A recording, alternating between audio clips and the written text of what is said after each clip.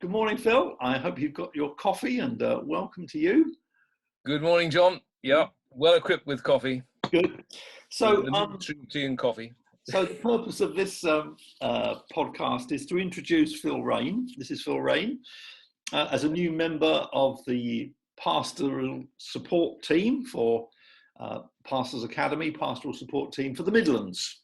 So recently we appointed Steve Bowers in the north, and in God's goodness, we can now appoint Phil in the Midlands, and Phil starts on March the 1st, so we wanted to just get this out there. So Phil, first of all, we've said the Midlands. Where are you based and why? Can you answer that question at the moment? Right, I've recently come back up to the Midlands to live in Leicester.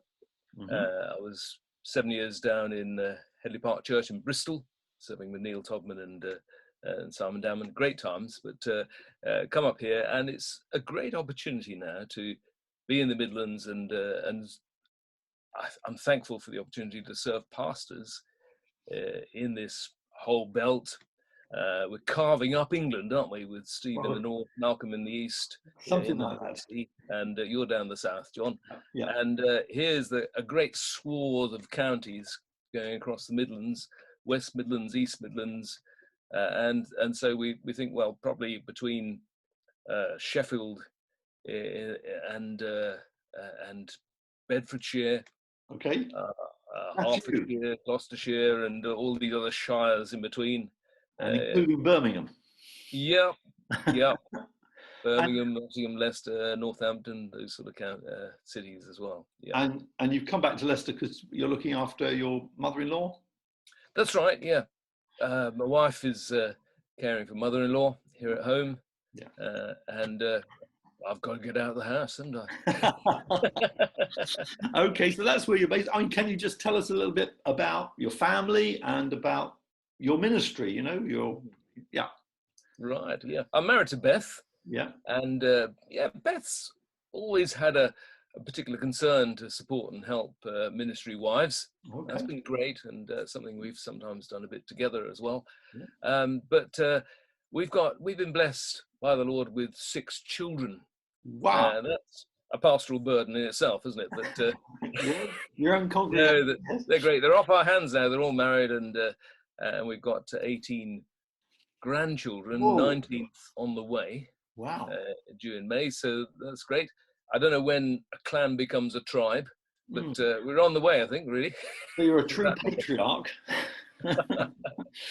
Yeah, and ministry-wise, I was a pastor for over 30 years, 25 years here in Leicester, in Wigston, and then down in Bristol, and great times, great days, as well as difficult days as well sometimes, and you go through the trials, the ups and downs, and the pluses and the minuses of ministry, don't you? Joys and sorrows. You do. I mean, I'm going to commend you. I mean, when Bill James realised that we'd employed you, he said, "Oh, that's such a great appointment." So we felt we'd done the right thing. But Phil, tell us about what's been great in ministry for you, and what's not been so great, because ministry, as you said, is a bit up and down.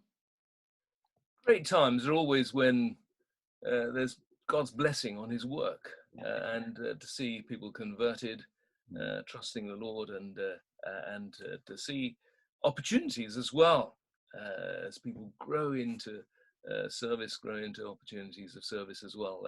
That's absolutely brilliant, and that's a great plus. But they're the hard times as well, and the difficult times, and times when there's tension in leadership can be very difficult. I've experienced those sort of things, and times when there are many marriage problems in the church, and I've experienced times like that, and at times when you're just overwhelmed with the amount of work. I think who do you turn to in those sort of situations? In my experience, my father-in-law was a pastor. He died in 1992 suddenly, and I really felt the hand was off my shoulder. He was a great and experienced and godly man, and Was Peter gave me Culver? great and wise advice. Peter Culver was a Yeah, I remember. great advisor to me, and he would ring every 3 months, thereabout, speak to myself and my wife, and he'd always have some helpful advice and support as well. But I developed friendship with local pastors. I'm really blessed here in Leicester with quite a number just around that I've got to know really, really well. And I found their support. To have a friend where you can take your guard down, where you can take your mask off. Jesus had friends, didn't he? Yes, indeed. He brought his disciples into friendship with himself, and you look at great movements in the past, in the past days, John Wesley and Whitfield.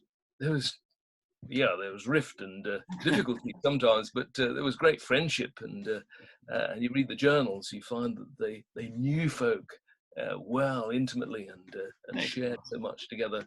And I think that's something we miss out a lot, and we can be very isolationist, and sometimes we can bury ourselves in our work, not reach out to others and give to others as well as receive from others. Yeah, and sometimes fraternals are good, but sometimes you just need some one-to-one with someone who's not going to be kind of a rival or anything like that, but just someone you can turn to. May the mantle of Peter Culver fall upon your shoulders,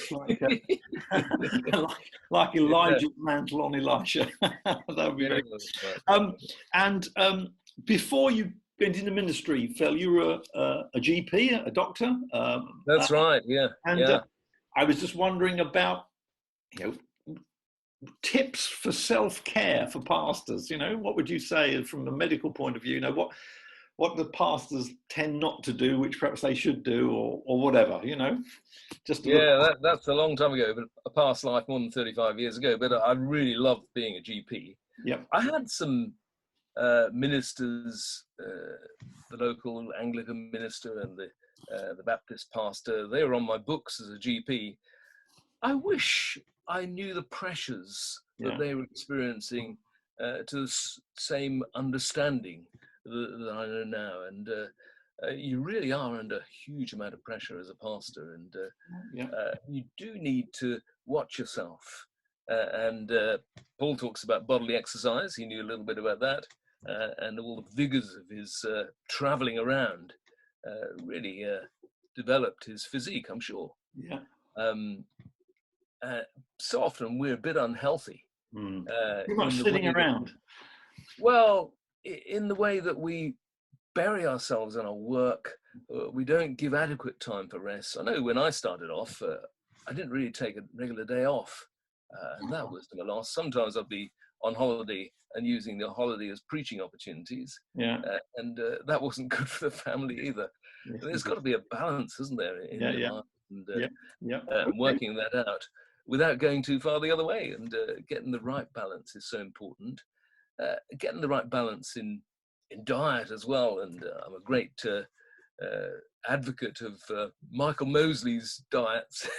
They're absolutely super, and go on, just help a great deal. Any just what precisely is that? Well, briefly. 7 years ago, 8 years ago, I started on the 5 and 2 diet. That's you eat normally for 5 days. Yeah. I sat next to somebody who said he was on this diet, and he went up for seconds. I thought, wow, that's the sort of diet I like. And it's great because you just fast 2 days a week. Not completely. No. All right. It's 800 calories now. Right. He's allowed you a bit more, Michael Mosley, but it's the diet most men. It's the most popular diet with men that they stick to. And keep to, and I've kept it up for a long time now, and I really feel the benefit of that. I wish I'd done this many years earlier. Okay, that's interesting. Okay, well, we must wind this down now. There we go. That's another matter, isn't it? Yes. So here's Phil Raine, and obviously, folk, you can contact Phil through the Pastors Academy at London Seminary, through the website, through the email.